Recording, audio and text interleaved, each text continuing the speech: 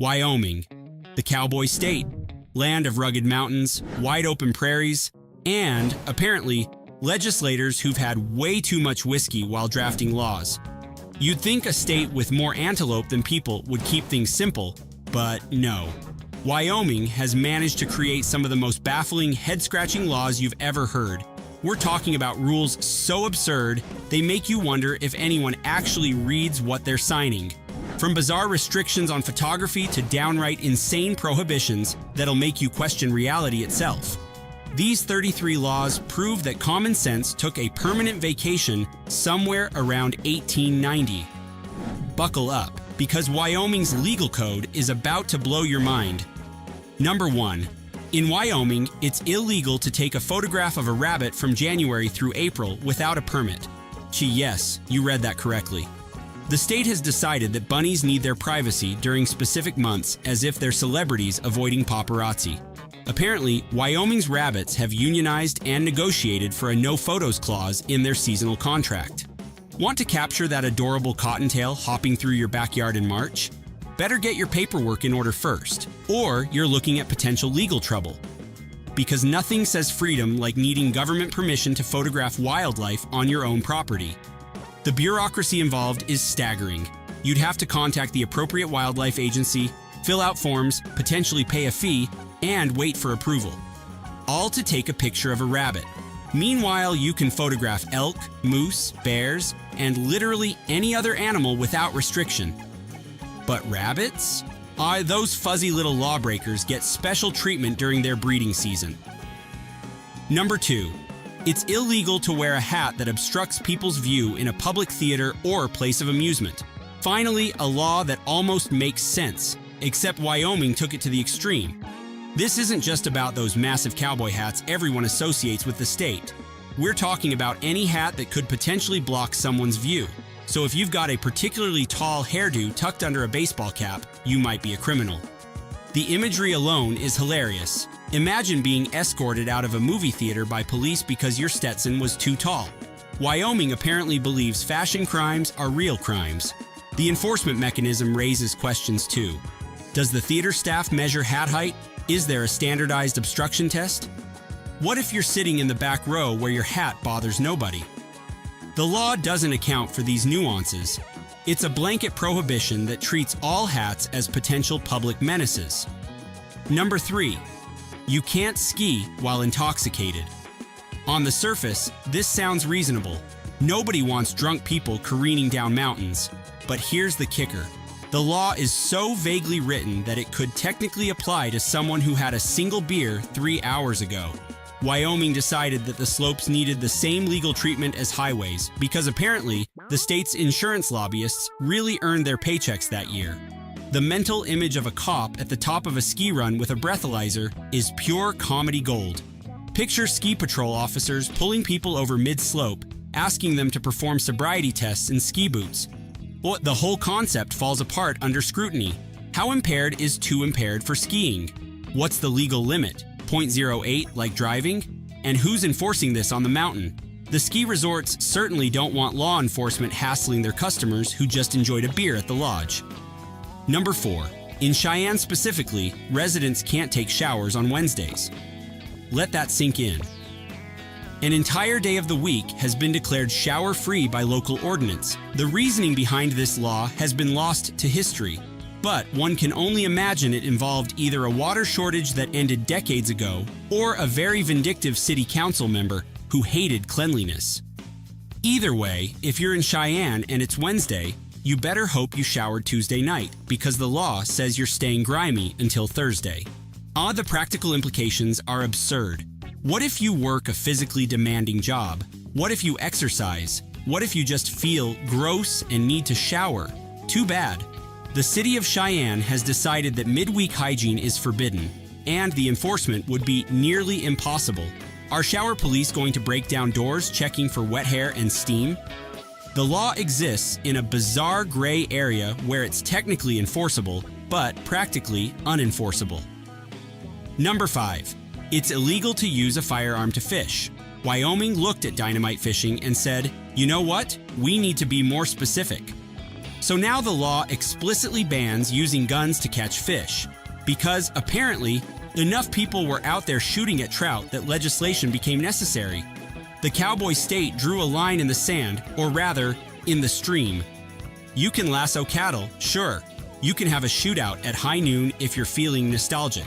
But you absolutely cannot shoot fish. That's where Wyoming draws the line on frontier justice. The mental image is fantastic though. Cowboys standing by rivers, taking pot shots at swimming fish, completely destroying the ecosystem one bullet at a time. Someone in Wyoming's legislature saw this happening and decided enough was enough. The fish deserve better than to be target practice, though one wonders how effective firearm fishing even is. Fish move fast, water refracts light, and bullets lose velocity quickly in water. The whole endeavor seems doomed to failure, yet Wyoming still felt compelled to ban it. Number 6. In Newcastle, couples are forbidden from having relations while standing inside a store's walk-in meat freezer. The specificity of this law raises so many questions. How many times did this happen before someone said, "Okay, we need to make this illegal"? Was there an epidemic of freezer romance that plagued Newcastle's grocery stores? Did the butchers' union lobby for this protection? The fact that someone had to sit down, draft this legislation, and get it passed means this wasn't a one-time occurrence. Newcastle has seen things. Disturbing, chilly things. The city council presumably held meetings about this. They discussed the problem, they debated solutions, and they landed on a very specific prohibition. Not all intimate acts, not all inappropriate locations. Specifically, standing relations in walk-in meat freezers. The detail suggests either a very particular incident or a pattern of behavior so specific that targeted legislation became necessary. Either way, Newcastle's grocery stores have never been the same. Number 7. You need a permit to take a picture of a rabbit during January, February, March, and April. Wait, didn't we already cover this? Yes, but Wyoming felt so strongly about rabbit photography rights that it bears repeating. The state really wants you to leave those bunnies alone during the first third of the year. Perhaps there's a secret rabbit modeling agency that negotiated exclusive rights. Maybe Wyoming's rabbits are just extremely camera shy. Either way, the state has your back, fluffy cottontails. Your privacy is protected by law. The redundancy of this law appearing twice in various iterations suggests that Wyoming's legislature really, truly cares about rabbit privacy. They've made it abundantly clear through multiple legal channels that rabbit photography during breeding season is serious business. Meanwhile, actual crimes go unsolved and infrastructure crumbles. But at least the rabbits can breed in peace without fear of paparazzi. Number 8. It's illegal for women to stand within 5 feet of a bar while drinking. This gem of sexist legislation is still technically on the books. Apparently, Wyoming's founding fathers believed that women needed to maintain a safe distance from alcohol dispensing establishments, as if bars emanate some kind of corrupting force field that only affects females within a 5-foot radius. Ye men can belly up to the bar all they want, but women need to keep their distance. Because nothing says equality like legislated separation based on gender. Welcome to the 1800s, where this law belongs. The measurement is oddly specific too. 5 feet exactly, not 4, not 6. Someone measured this distance and decided that 5 feet was the minimum safe separation between women and moral corruption. The enforcement would be comical. Bartenders with measuring tapes, ensuring female patrons maintain proper distance. Women drinking with 1 foot perpetually extended backward to stay beyond the forbidden zone. It's discriminatory, outdated, and completely ridiculous. If you're not already feeling the absurdity, just wait. These laws get even more bizarre.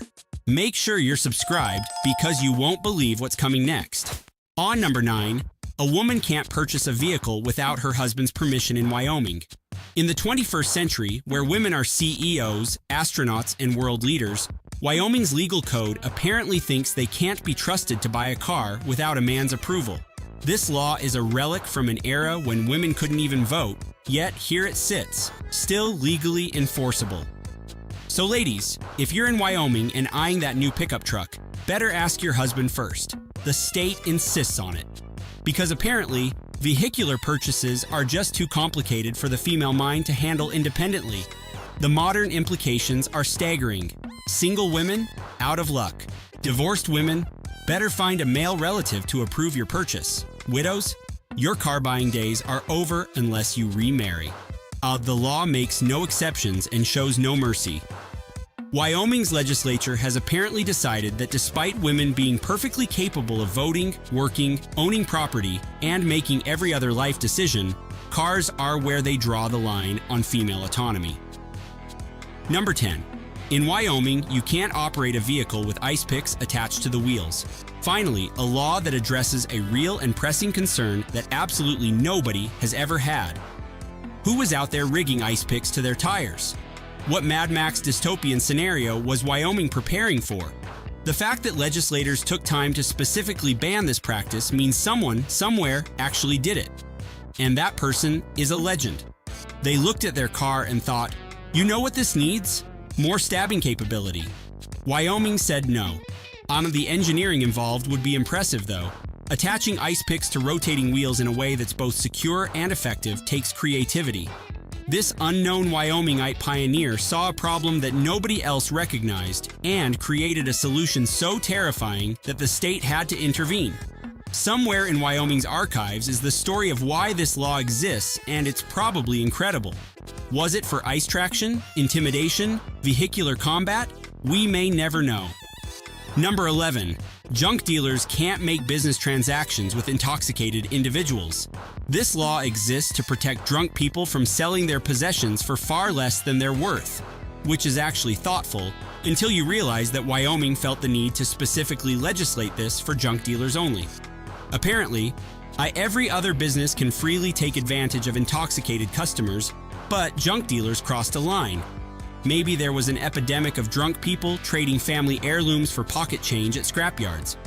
Either way, Wyoming's junk dealers are now the most ethically regulated industry in the state. Car dealerships can sell to drunk buyers. Furniture stores can make sales to intoxicated customers. Jewelry stores have no obligation to verify sobriety. But junk dealers? They must ensure their customers are clear-headed before accepting transactions. The selective morality is fascinating.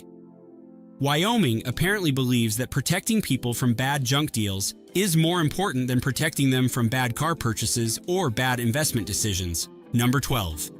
It's illegal to sell or distribute cocaine or amphetamines without a state tax stamp. Here's where it gets truly weird. Wyoming requires drug dealers to pay taxes on their illegal substances before selling them. Think about that.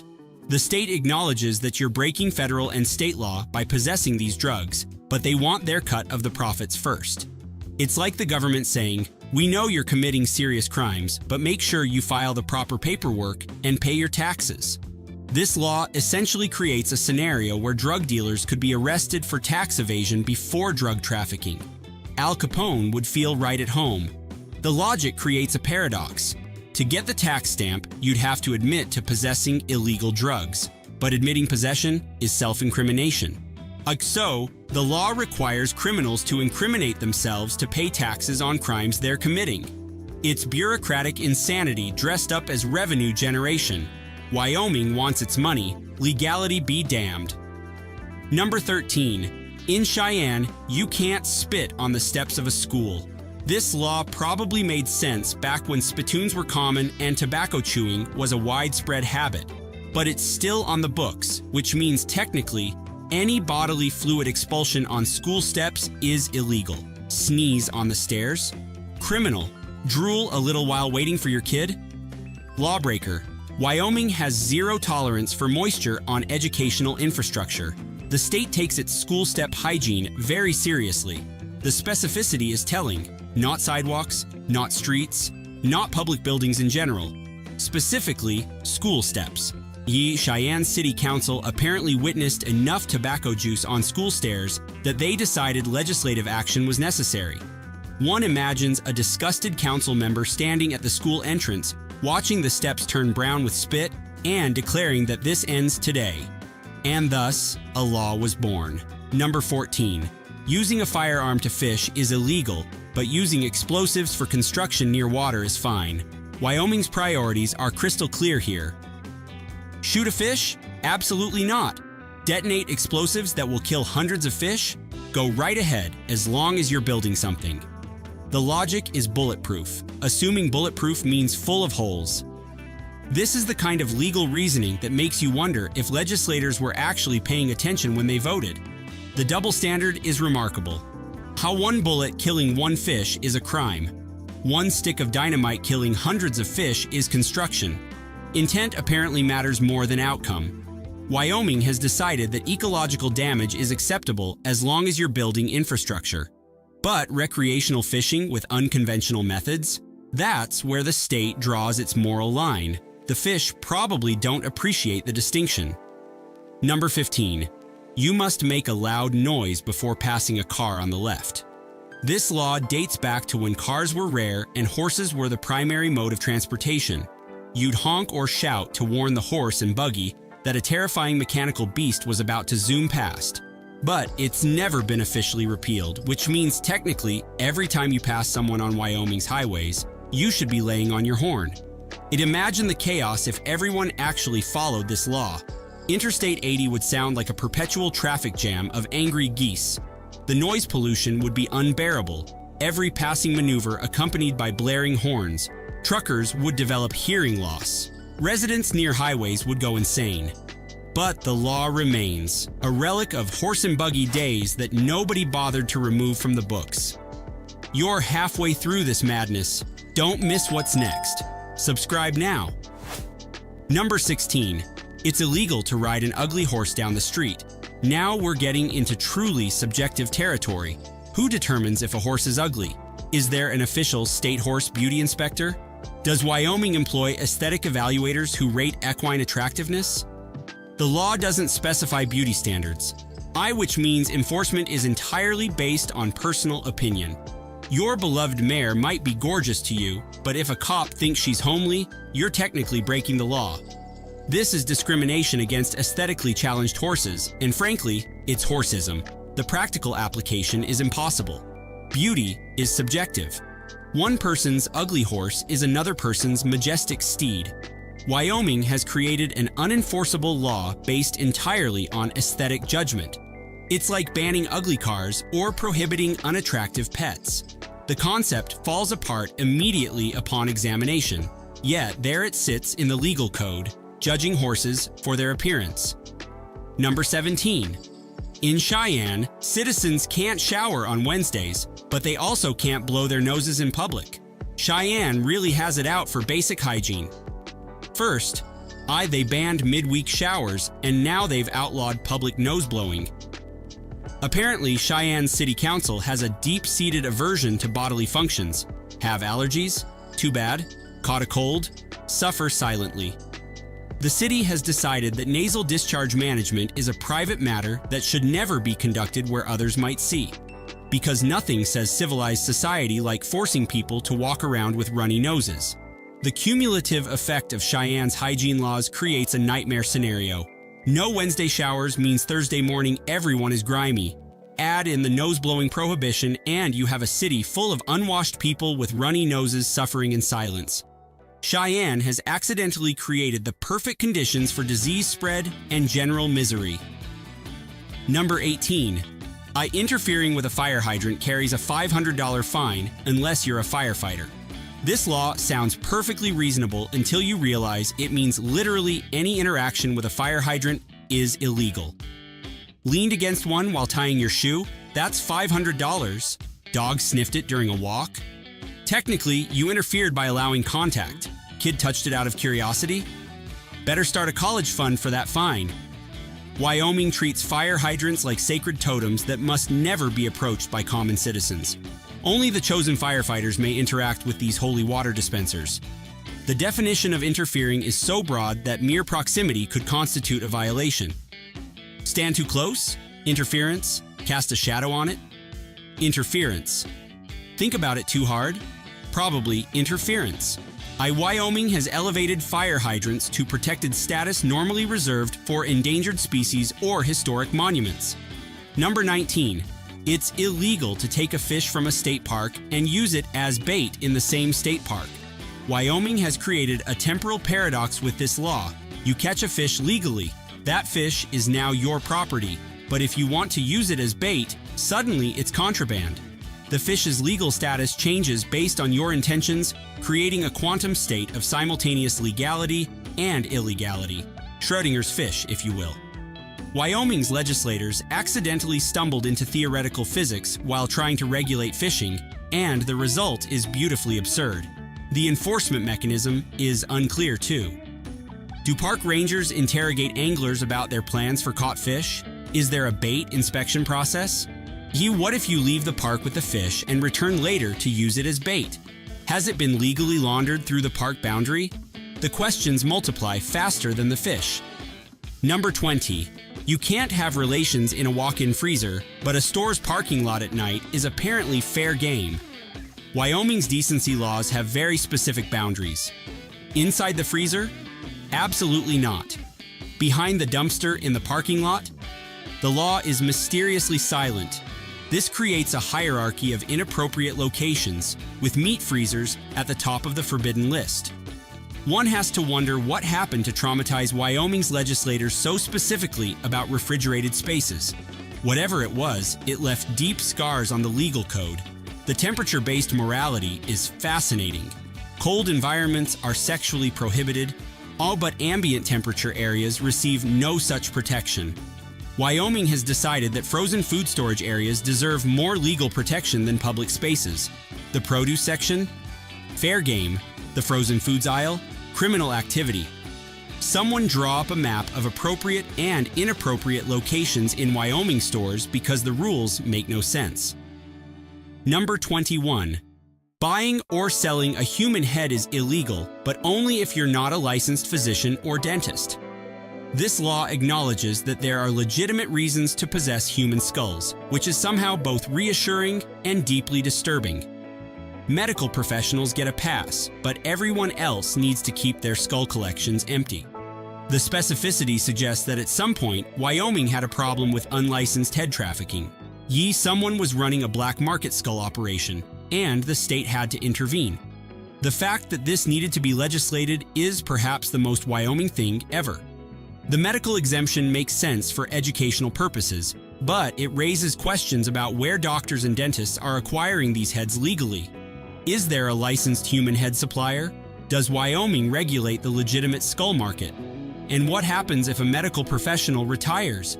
Do they have to surrender their skull collection? The law creates more questions than it answers. Number 22.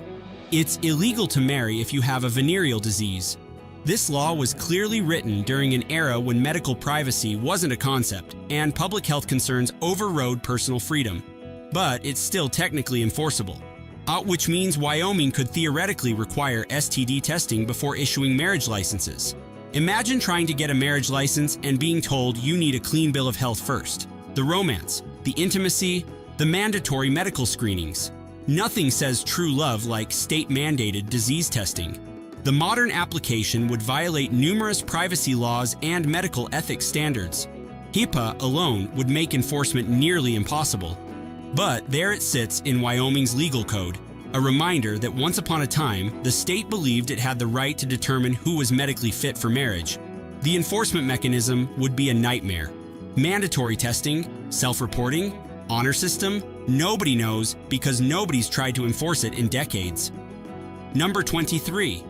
In Cheyenne, you can't wear a hat in a theater, shower on Wednesdays, or blow your nose in public, but you can apparently do just about anything else.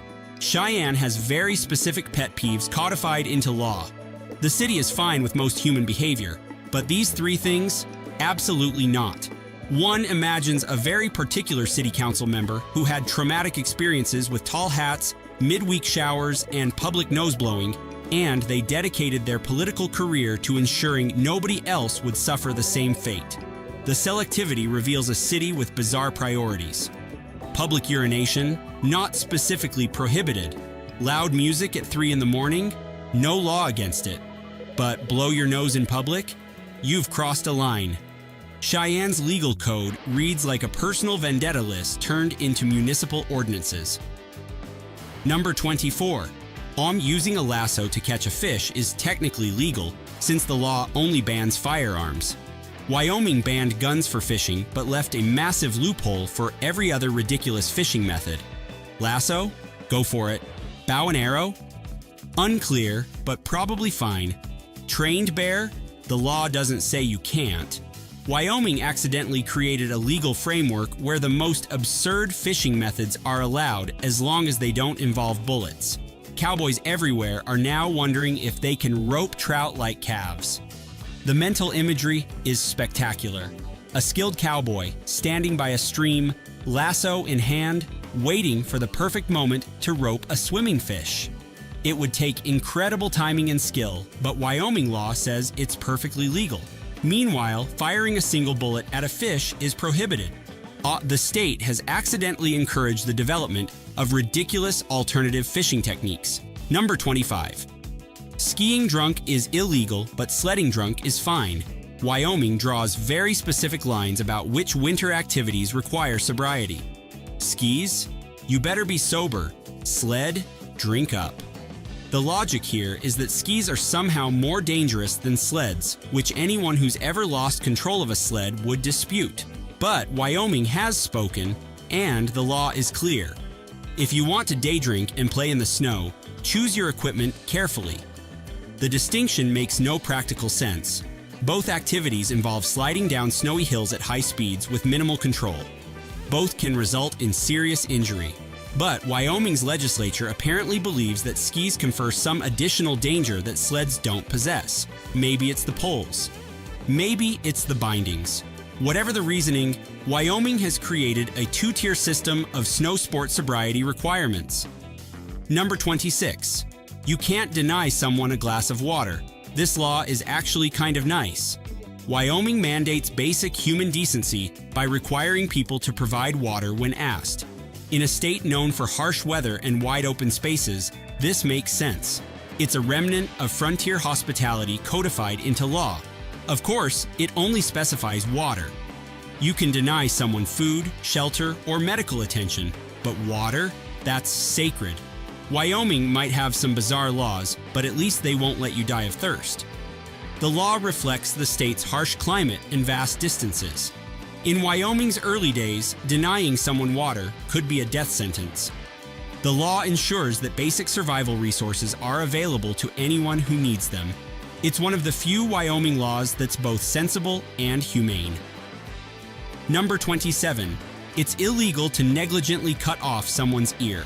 The word negligently is doing a lot of heavy lifting in this law. Intentionally cutting off an ear? Presumably illegal under different statutes. But negligently. Wyoming felt the need to specifically legislate against accidental ear removal. How many times does someone accidentally sever an ear before the state says enough is enough?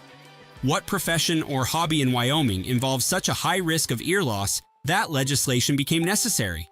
Barbers? Extremely aggressive huggers?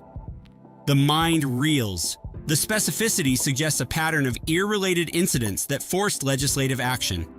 Someone in Wyoming kept accidentally cutting off ears with such frequency that the state had to intervene.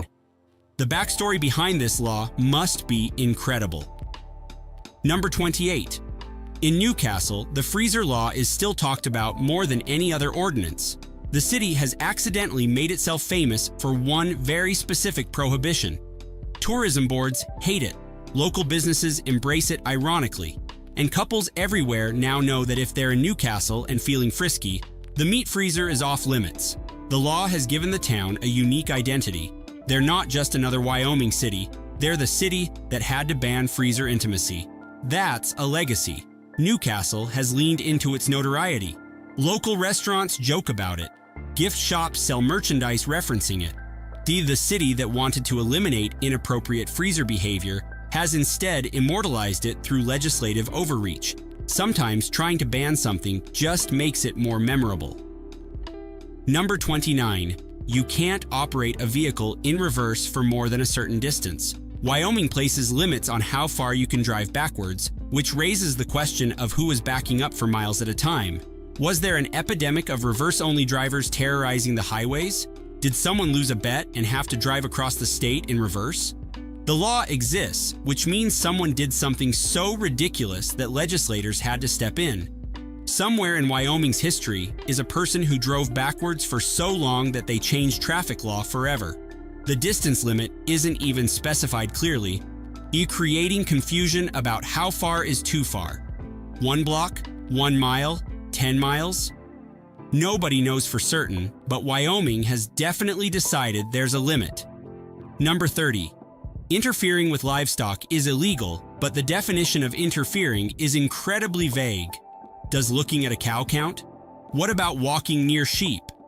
Wyoming is a ranching state, so protecting livestock makes sense, but the law is written so broadly that technically any interaction could be considered interference. Pet a horse without permission? Criminal? Startle a chicken while walking by? You just broke the law. Wyoming takes its agricultural heritage seriously, perhaps too seriously. The vagueness creates a situation where ranchers could potentially prosecute anyone for anything. Photographed my cattle? Interference. Drove past my sheep too fast? Interference. Existed in the general vicinity of my livestock? Believe it or not, also interference. Number 31. You can't fish from horseback in specific counties. Other counties go wild, but certain areas have decided that mounted fishing is where they draw the line. The image alone is fantastic. A cowboy on a horse, rod in hand, trying to catch trout from the saddle. It's peak Wyoming. But some counties said no, this is too much, even for us. Those counties are no fun. The rest of Wyoming apparently understands that sometimes you need to fish while maintaining your cowboy aesthetic. The county-by-county variation creates confusion. Horseback fishing enthusiasts need to carefully research local ordinances before planning their trips. Cross a county line, and suddenly your perfectly legal fishing method becomes criminal. Wyoming has created a patchwork of fishing regulations that change every few miles. Number 32. It's illegal to sell your children. This law should be universal and obvious, but Wyoming felt the need to specifically codify it. The fact that it exists suggests that at some point, child selling was enough of a problem that legislation became necessary.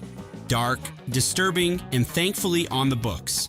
Though one has to wonder why Wyoming felt the need to be explicit about this when surely federal laws already covered it. Perhaps they wanted to be extra clear. No child selling. Not even a little bit. The law's existence implies a historical problem that's both horrifying and fascinating. Wyoming looked at child trafficking and said, we need our own state law for this. Federal regulations aren't enough. The level of specificity suggests this wasn't a hypothetical concern. Number 33. You need a permit to operate a parking lot. Not to build one, not to own property that becomes one. To operate one. Wyoming requires government permission to let people temporarily store vehicles on your land. The bureaucracy here is staggering.